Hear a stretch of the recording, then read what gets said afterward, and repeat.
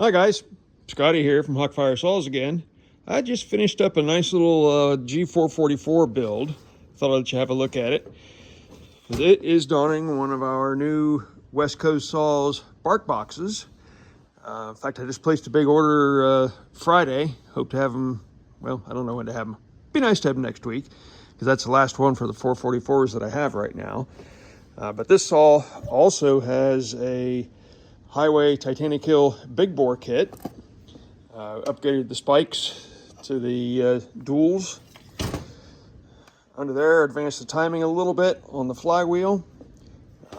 Put the HD2 air filter in it. Let me back up so you don't just see my hand. And did our regular check of everything. So, I think this saw is going to be a nice runner. I haven't started it up yet, but that's next. There it is.